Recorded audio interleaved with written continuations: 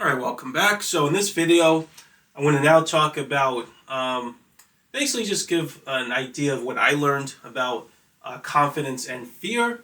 Um, Basically as it relates to things that I've done to kind of work on those things in myself, applying the principles of the subconscious mind, right? So when I first started learning about the subconscious and learning how to control it and charge emotion, I kind of thought that these things would be, I just had complete control over them and I had nothing to worry about anymore, right? Once I learned how to control, at least I thought that might be the consequence of knowing how to control my subconscious. It certainly was not, right? But I did get better at it, and I kind of want to talk about that here. So in chapter 4, I talked about how when I was first learning these principles, I tried to charge my subconscious to feel lots of confidence and feel good in social circumstances without any anxiety. And ultimately, that made the situation way worse, right? And it caused a lot of problems for me. So we talked a lot about the principles on why that happens, but just to kind of say it more succinctly, when I was in that situation, since we actually talked about all the ideas now, I tried to do what I talked about in chapter 13 as it relates to a mind charge, right? So I tried to focus on certain situations in my mind and try to charge confidence while focused on them, and then presume that when I get in a real world environment, I would feel that same emotion. And I had absolutely no concept of subconscious paths at that point. I didn't know about, that was the very beginning. I didn't know about negative memory. I didn't know about transcendental. I didn't know about transcendental state to a degree, but not really to the degree that I discussed it in chapter 8. I didn't know about the connection between intention and quantization. I didn't even know this is, like I said in chapter 4, this is actually how I even learned that the body was involved in the charging process. So as you imagine, right, I was very, very new to it at the time and didn't really do a lot of things correctly. But so one of the things I actually did, I presumed that if I felt a lot of anxiety, right, while focused on the situation, that would kind of make it carry over, right, to the real world situation if I do it in my mind. Because that was a little bit of what I did to charge emotion, right, when I charged positive emotions. So I presumed that feeling more of the negative emotion of anxiety made it seem more real to my mind and then would carry over to the real world circumstance, right? And so obviously that has nothing to do with it, right? It has to do with with the subject itself or the event itself or the activity and how similar the activity looks to your subconscious, right? Which I didn't know at the time. I thought to make it look similar enough to my subconscious between the way it looks in the real world and my mind, I had to feel more anxiety. So obviously that just made me charge more and more anxiety relative to activity, which is why it got charged out of control. And my body kept charging it too, which I didn't realize at the time. So that's why I felt such intense anxiety, right? At the time, I thought if I felt more anxiety, I would just get used to it, right? So I thought technically negative memory would kick in, which I didn't, like I said, I didn't know at the time. But that's not what happens when you're actually just charging something. It'll just pretty much charge forever. So negative memory only works when you focus on something without charging it. Then negative memory builds. But what I learned about that is that I think is useful to say here for other people that have to work on these things like I try to and continue to do so, is that anxiety isn't something that you could, when something causes you anxiety, it isn't something you can focus on. Every emotion is stimulated by some subject you focus on because every intention has a subject. So whatever you're focusing on that causes anxiety, it isn't something that you can beat or overpower, right, proactively at will. Now in the next video, I decided in the next video to talk about what I call the champion mindset. That works a little differently, but you're never going to really focus on something that causes you to feel anxiety and then sort of feel that anxiety and then overpower it like at the same time, right?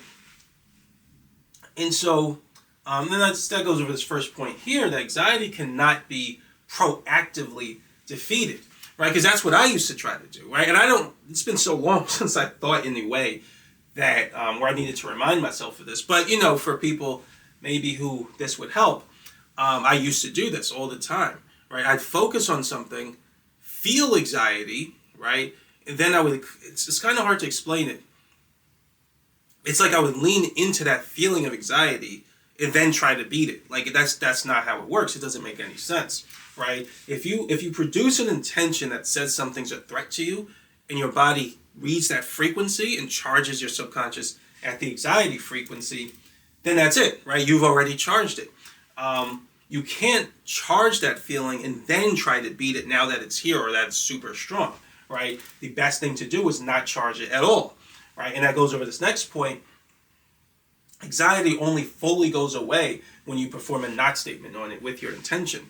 And just to recall, a not statement in terms of your intention, we talk about in terms of a statement, we're basically just talking about the, almost like a linguistic kind of quality to it, but we're talking about the way your intention expresses itself and the way your subconscious mind reads it, right? So a not statement in terms of a conscious mind expression through your intention is basically just when none of your attention is on some type of idea or some type of command expression, right? So if none of your attention, right, and you could put your attention on multiple different commands, right? You could say something is a threat to you, but you can also focus on at the same time and say it's not a threat to you. So those would be antithetical, but it's possible to do it. And you could have like 5 or 10 different commands express that in your intention with different parameters or different allocations of your attention toward those commands. And your subconscious would respond to each of those commands with a certain degree of intensity relative to how much attention you're putting into it, and also to its charge, its pre-existing charge. However, attention only fully goes away when none of your attention is on a thought or a command that says this thing's a threat to you, right? So you have to perform a not statement on it. You can't charge it. You can't say it is a threat to you in a way that charges anxiety, and then at the same time also think you're going to overpower it. It just doesn't work that way. That's why the more anxiety you feel, the more you get, right? Because you're basically charging it, right? If you don't see something as anxiety as a reason to feel anxious at all, then you don't get any of it. You just charge some other emotion, right? So that was kind of a form of dissonance that I used to do. I used to constantly lean into a feeling of anxiety and then from there try to beat it. That just, it doesn't work like that. That's not how the subconscious operates. And then another thing I want to talk about is something that happens when people deep charge. Fear, right? Because like I said, fear and anxiety are almost the same thing. Fear is something that really comes from the mind. Anxiety is a frequency charged by the body, right? When the body charges anxiety or charges your subconscious at the anxiety frequency, it compels the mind to sort of keep charging it there, right? So your subconscious will your mind will charge the subconscious around the anxiety frequency, right? Once it takes over the charge from your body, which we talked about that in chapter 4, which is kind of what your body is hoping that you do. But for the most part, in this context, I just want to use the term fear. They pretty much almost always come together, right? You can't feel fear without really having anxiety in your dreams, right? Because in that case, your body isn't charged at the ground state, so it's an excited state. And you might notice, or you might remember the feeling of fear feels a little different in your dreams from when you're awake. That's because it's no longer anxiety anymore. It's actually just fear, which is just a frequency charged by the mind. I mean, that really occurs in nightmares. I've rarely ever had that before, but it can happen. But when something is, once you deep charge that feeling of anxiety or fear, your subconscious has become extremely volatile towards some subject at the fear frequency. So the moment you focus on it, you feel like you want to get away from it because that's that's basically the way transcendental belief is quantized, right, on that frequency to move away from the subject that has the positive memory, which is charged at frequency.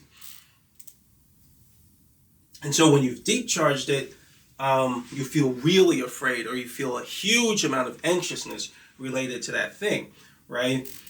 And so how do you overcome that, right? Because that sucks, right? You don't want to be in that situation. The best thing that I believe is that once you've deep charged fear, right, then it's best to overcome that fear by letting it discharge first. Now, some situations that's not realistic, but I feel like I've seen people do this before, and I've done it as well, is if you've charged a huge amount of anxiety to some situation, you're pretty much kind of in a hole, right, from a subconscious perspective, right? It's not, you shouldn't think of it like, kind of like what I was saying before about charging subconscious paths for performance related to singing. Some people think that everyone no matter what the circumstance is, the moment two people come on stage to sing, they're both starting from the same exact place in terms of their performance potential, right?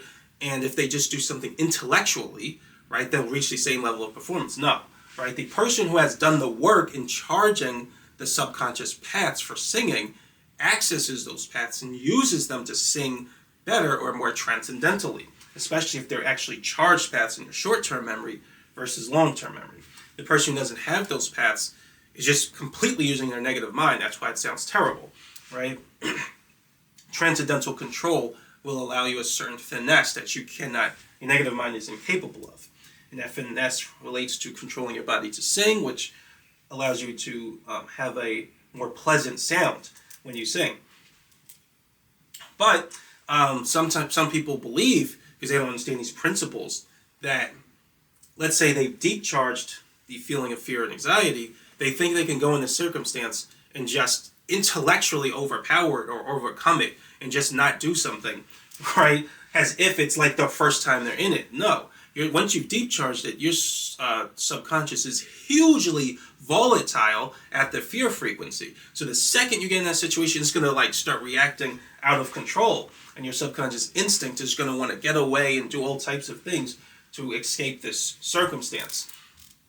So really, that's why I believe it's best to just let that energy discharge, which means get away from that circumstance for at least 7 days, to take a break from it, let the fear discharge, let the energy discharge, and when it does, your subconscious won't be as volatile when you get in that situation again, so you won't feel as much negativity. And ultimately, that also leads to this point where I said the key is to just perform a not statement on it. So most people might say that's fairly obvious, but it's also obvious that that's very hard to do, right? But that ties into this point. Part of the reason it's so hard is because your subconscious is so volatile. So if you get away from it and your subconscious is not volatile as much, then it's easier to do that. It's easier to perform a not statement. But you can't really do that all the time. Some circumstances, you may have to face almost every day that you've managed to deep charge the feeling of fear or anxiety. And if that's the case, then really it's just best to kind of face the circumstance. Because even though your subconscious is going to kind of go crazy, right, at the fear frequency while you're facing it, as you keep facing it over and over and over, eventually you are going to develop negative memory and your subconscious is going to calm down. And so I talked about that, kind of like, that's like an application of what I talked about in terms of the grieving process before. Basically, when negative memory kind of helps you to get rid of negative emotions. So this is kind of a variation on that concept. But once you face your fear, you're going to still feel that fear for a while, right, while you're facing a circumstance. But over time, you'll develop negative memory, I would say, after a couple. It depends how much you face it. But, I'd largely say a couple of days, if it's even a little bit often. But after 1 or 2 days, you'll develop a lot of negative memory to it, and then you'll be okay, right? But that still means that you won't be charging other emotions, right? So another thing you could do is in that circumstance, and this is kind of what I would do, is you could charge a whole bunch of subconscious paths related to some positive emotion. That positive emotion will alter your perception so that you see the circumstance in a positive way, and that's effectively similar to performing a not statement on it, right? So if you charge a subconscious paths in a positive way, that's going to compel you to put a lot of your attention on something else. And the more of your attention goes into some type of other context, the less of it is available for this, until effectively it eventually just becomes a not statement. Then you won't feel any of this fear. So this was something I noticed. Now that would be very hard to do if you deep charged it, right? But even if it's deep charged, you can try to charge those paths. Even you can even do it in your mind to kind of combat this, the deep charge of anxiety. But really, if you allow it to discharge first, then it's going to work even better. A lot of times people try to face a circumstance in the face of a deep charge, right? And it's going to be very hard for them because there's a huge amount of energy and your subconscious is very volatile at that negative frequency. So like I said, it's better to let it deep discharge first, and then build. You can build it while you can build subconscious paths before deep charge, but it's best to let it discharge first. And then when you build those subconscious paths, you're going to notice that there's much more sturdiness, right? And I've experienced that before as well. I'll perform like, and I talked about it with that charge when I charged a whole bunch of subconscious paths to feel like a king, right? Those paths would be with me pretty much in everything I did, and they would guide me. And it was much harder to charge the anxiety frequency in that case. Like I said, that felt awesome when I did that. And there was that sense of sturdiness, right, in my emotion. But, so now I want to talk more about confidence, what I learned about confidence, right? And we're going to talk about it a little more in the next video, but I would say that my problem for all my life is that I've always been the kind of guy, and people, you know, I mean, if you were in my school, then you know what I'm talking about, right? Because you know how I was, right? I was always a guy who didn't want to stand out. I hated standing out, right? Hated public speaking. I've always hated it. I still hate it, right? I didn't even want to make these videos, right? Because it's like I'm putting myself like in the face of the public, right? But I needed to kind of make these videos because it's like Tony Stark said it was one of the Iron Man movies. He's like, I'm kind of the only game in town, right? In free energy. So when it comes to subconscious energy, like I said in the beginning in the intro videos, I didn't see this information anywhere, right? And now that you've seen some of it, we didn't go over book 2, but now that you've seen some of it, you probably would agree that you haven't seen information like this pretty much anywhere. It may be out there. I don't know. I've never found it, right? And this is pretty much a theory that I just made from scratch. And so I felt it incumbent upon me to put the information out there because I think, like I said, it could help people. And so, but ultimately, I really didn't want to make any. I'm not, like I said in the beginning, I don't consider myself a YouTuber despite being on YouTube now, right? Because I'm not really comfortable being out there. I mean, I don't care that much, to be honest. Like, I don't care about really the negative comments. I know I'm going to get, like, many of them, right? That's how it is. But still, right? I still don't really want to be out there on YouTube or whatever. It's probably also why I don't use social media. Never really cared about that. But, you know, I guess that's just my personality. Like, I don't like to be out in front. You know what I mean? I like to blend in, right? And what I ended up realizing was that I feel that I always felt that, but to a fault, right? To a degree that was actually unhealthy, right? And what I learned from just doing that simple charge of feeling like a king for, I did it for like, I think a week or two, is that too much humility can actually be bad for you, right? Humility is actually a good quality. It's actually a holy quality, which again, we'll talk about in book 2. So it's good to have humility, right? But for me, I had it ultimately to a fault. Like, it was actually bad because I used to think that if you wanted to, like, stand out in front of others and kind of want them to praise you and admire you, for, like, my whole life, I thought that was bad. Like, I always told myself that was a bad thing. That's a form of vanity and arrogance, you know, and you should want to be humble and not think too highly of yourself. But I did it wrong. Right? There's nothing wrong with thinking highly of yourself, right? There isn't even anything wrong with wanting others to admire you.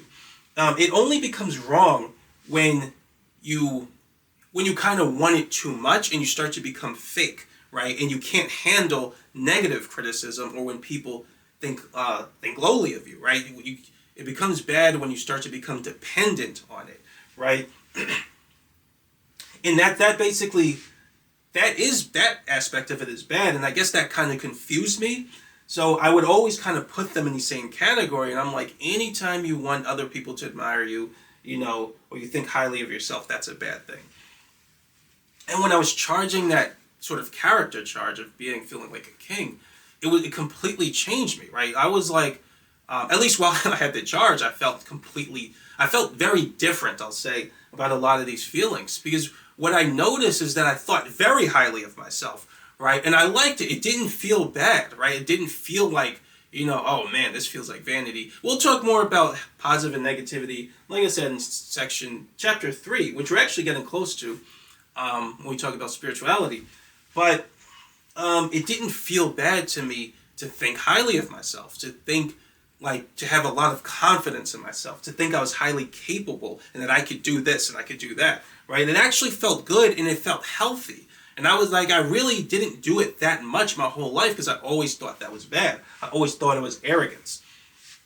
And so I just basically want to say that here, that a certain degree of humility is good, but you actually don't want too much. And what I noticed is that it's very easy for me to feel a lot of confidence, but without doing it in a way where it's like I'm seeing myself as being above others or standing above others. They're beneath me, right? That's the negative version, right? That's vanity and arrogance and pride and things and conceit, right?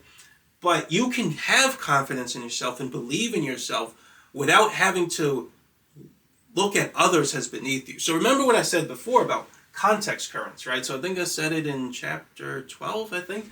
So like if I have a rock, right?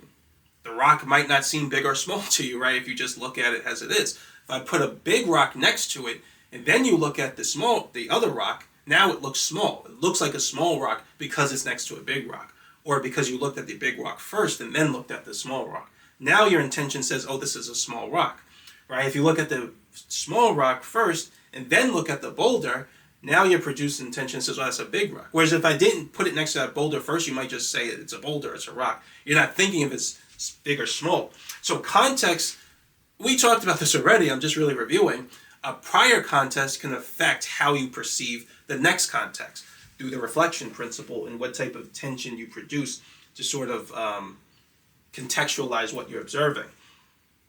And so what people do, right, people who are conceited and people who put others down, is they look at them in a way where their intention alters their perception to perceive them to be in a less valuable, perceive them in a way that makes them less valuable, right? And that intention alters their perception to perceive some type of context which is based on culture and establishes basically an organizational pattern that's based on the culture, right? So in one culture, right, I remember back in the day, being fat was actually a good thing, right? Because people didn't eat that much. So you can imagine your intention charges an organizational pattern, right, which allows you to perceive being fat as good, right, in that culture. And we talked about how organizational patterns basically take on a life of their own within a community and establish cultures.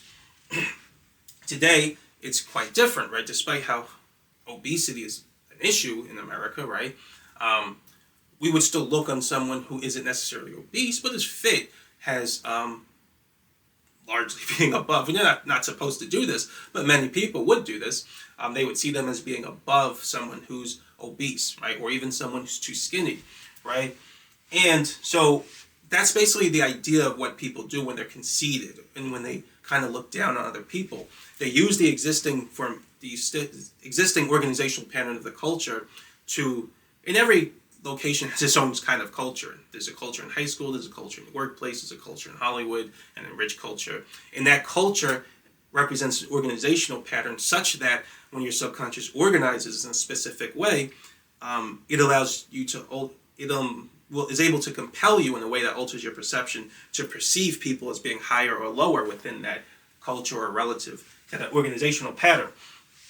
So, in a particular culture, you might look at someone else as being less than you or higher than you relative to that culture or organizational pattern. And when you do that, right, you can charge your subconscious in a way to constantly get to the social strata, which allows people to see you as above others. So that's a really long-winded and technical way of saying that that's basically how conceit works. That's the bad version of confidence. I'm only confident because within this context, I'm better than you, right? No, you don't want to do that. That actually will cause you to feel a negative feeling, right? It's possible to charge confidence without using anyone else as a reference frame, right? You're just confident just because you're confident. Just because you believe in yourself. right? And that's what I learned to do. And so when I kept thinking about I had a lot of humility, and I thought that believing in myself was bad. It was because I kept comparing it to that negative version. But I learned you don't have to do that. You can do the positive version. And it's a good thing. And then this thing, which is kind of the last point I want to make, is that I learned that it's good to want to show others how amazing you are and enjoy their praise, right? So I realized when I was charging that feeling, like I said before, I wanted to stand out in front of others. Usually I want to blend in. I don't want anyone to see me, right? But now I didn't really feel that way. I wanted to stand out because I just thought I was so amazing. I was like, my perception's altered, right? So I'm like, oh, the more people that see me, they're all going to see how amazing I am, right? And then they're going to praise me. And that's a wonderful feeling, right? It's good to want to be praised by others. It's just another form of praising yourself, right? So you can praise yourself individually without putting anyone else down. And then you can sort of even praise yourself just from sort of, how do I want to word it? This gets into more kind of spiritual concepts and relativity, because I don't really want to go into that yet. But suffice it to say, you can kind of praise yourself from the perspective of others, is kind of, in a way, what I'm trying to say. And that's good. Now, you might say, well, there'll be many people who, don't praise you, right? No matter how good you are at something, or how good you think you are, right, there will be people who will still attack you. And that's true. And that has to do with something we're going to talk about in the next chapter, in the next video, where we talk about the champion mindset, because that's ultimately gets into a form of dissonance, right? Where if people are focused on me, and I acknowledge that they think less of me, it's going to cause me, by the reflection principle, to think less of myself, right? Which is why people don't like negative criticism. But that's where the champion mindset comes in, which is how you would combat that situation.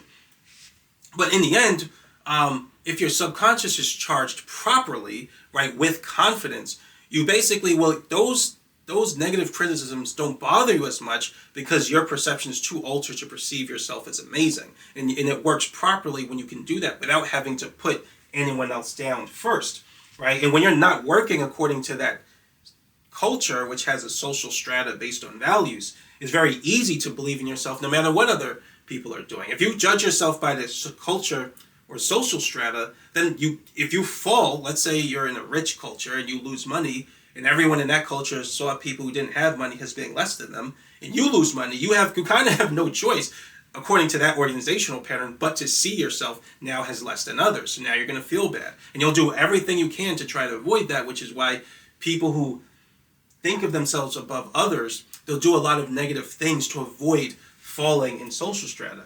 But if you actually have confidence, like real confidence, and you actually believe in yourself, you don't care, right? You can have $1 million or $1. You still believe in yourself, and you still think you're the man, right? Or like you still think, you're all that. And so that's a more healthy way of doing it. And when other people sort of say negative things about you, you still believe in yourself. Like, you don't care, right? But for the people who do praise you, you're like, yes, this is a good thing.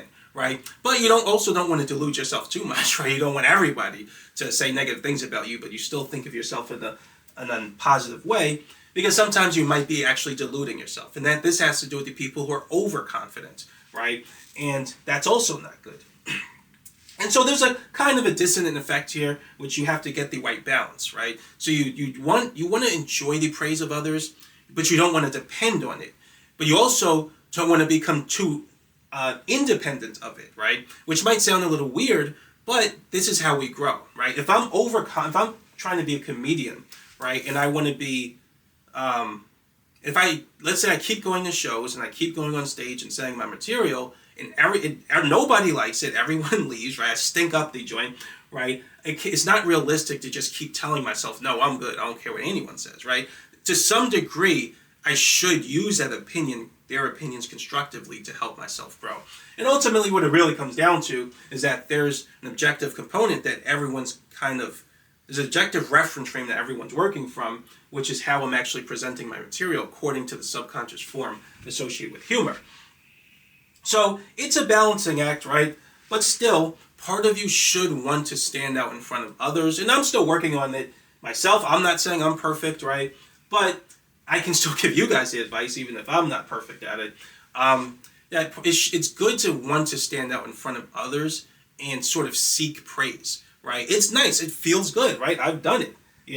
When I had this charge, this like king-like charge, I wanted to stand out in front of others, and I wanted them to see how amazing I was, because if you're just by yourself and you think of yourself as good, that feels good. But there's a different type of feeling good related to confidence and praise that you can get in the context of having other people. So it's just that's why I say it's just another version of praise, right? And so you want to get in front of other people and kind of show who you are, so you can get that version of praise. And that also feels good when other people praise you and see how amazing you are. And this is something that athletes will experience, and performers and things like that. When they put on a really good show and everybody's like, you were amazing, that's a wonderful feeling, right?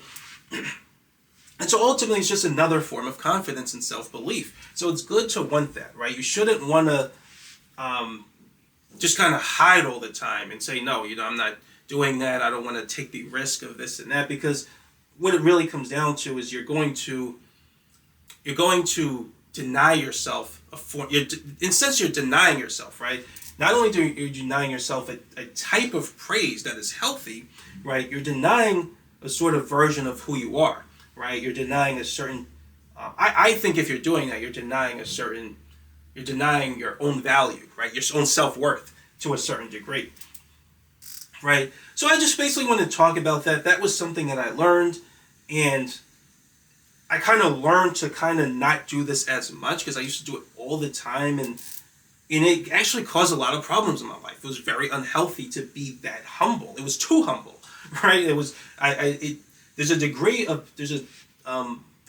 which you could be humble, which it ultimately sort of comes down to almost like, I don't want to say low self-esteem, but it comes down to being kind of just overall lowering your self-worth, or having, which is what low self-esteem is. But I just feel like that's not quite the right word, but I think you get what I'm trying to say, right? In the absence of self-belief is not necessarily low self-esteem, but it's some neutral state that kind of leans in that direction. But the good thing to have is self-belief, right? Regardless of whatever its opposite is, or whatever shows up in the absence of that charge, right? You should have a charge of self-belief in yourself. And standing out in front of others is just another version of that. So yeah, that's it. This was, like I said, I just wanted to share. This was something I learned that I thought could help some people. And the next video, now what we're going to talk about in the next video isn't in the book. Something I kind of learned after. We're going to talk about what I call the champion mindset, which is going to deal with that situation where everyone hates you, right? How do you still have confidence if you're dealing with the reflection principle? So you might consider it the reflection principle problem of confidence, right? But yeah, that's it for now though, but thanks for watching, and I'll see you next video.